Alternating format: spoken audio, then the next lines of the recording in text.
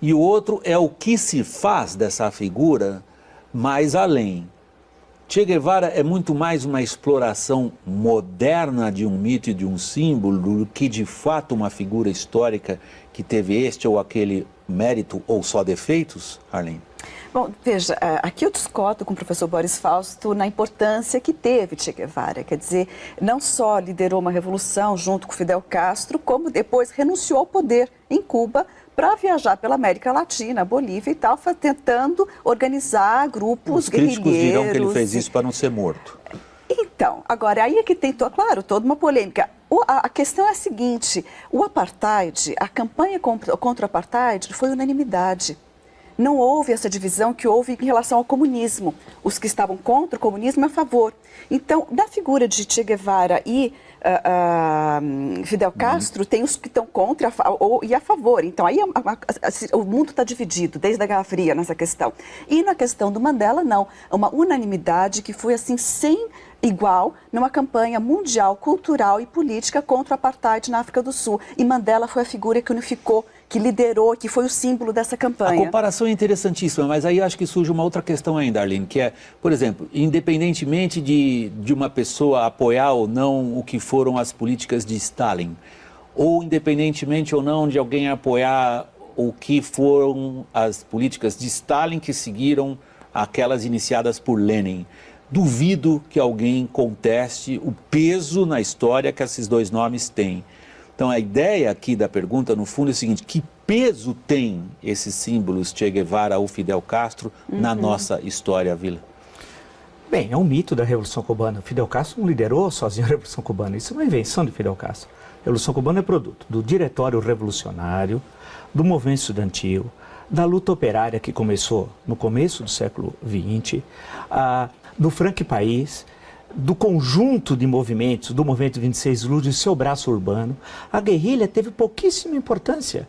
Ela estava no extremo da ilha, em Santiago de Cuba, lá do outro lado, na Sierra Maestra. Até ser descoberta pelo New York Times num livro fantástico chamado O Homem que Inventou Fidel. Isso, com o apoio do governo americano. O governo americano fecha os olhos. Tá? O papel militar do Che é muito pequeno. Basta ver a travessia dele do México, os ataques de asma que ele tem. Né? Ele teve, na verdade, uma cidade chamada Santa Clara, em que ele ocupou, e depois fuzilou, inclusive, as pessoas, dezenas de pessoas em Santa Clara. Bem, quando ele é brevemente ministro da Indústria e Comércio, é um desastre. E presidente do Banco Central, sabe a única coisa que ele fez? A discussão sobre teoria do valor. Quem se lembra, o Ernesto Mandel trouxe o pessoal, discutiu teoria do valor. Dali, do caos econômico, ele foi para a África. Na África, foi uma tragédia. Tem um grande livro, O Ano que Vivemos em Lugar Nenhum, do Paco Inácio Taibo Dos, que é um grande escritor, inclusive historiador mexicano e grande autor do Romano A mexicano, e de dois historiadores cubanos. Ele no Congo é engraçadíssimo, ele não entendeu nada do que... Ele começava... ele queria ver uma concepção marxista numa sociedade marcada por outros tipos de relações, que não as relações classistas e tal. Foi um desastre. Aí sai de lá, como nós sabemos, chega a São Paulo, provavelmente chegou a Santos, a São Paulo, foi para a Bolívia, e o relato do diário na Bolívia é de alguém que não compreendeu nada da Revolução de 52. Né?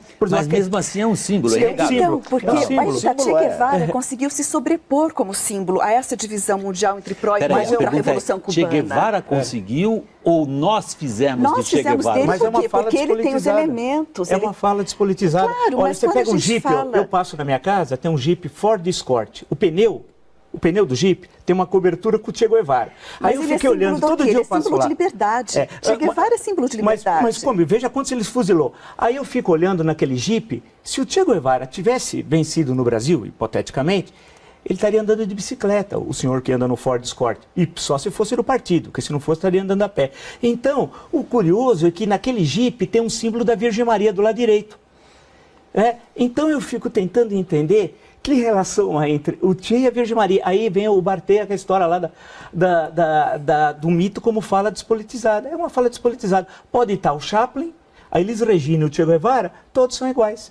São falas despolitizadas. Agora, no sentido de... Ou seja, você desvinculou esse símbolo do indivíduo histórico. Do indivíduo histórico. Agora, e no caso, e é interessante, porque e aí você tem todo esse processo de construção, e dá maior importância histórica a que ele efetivamente teve. Na Guatemala, piada, ele passou pela Guatemala.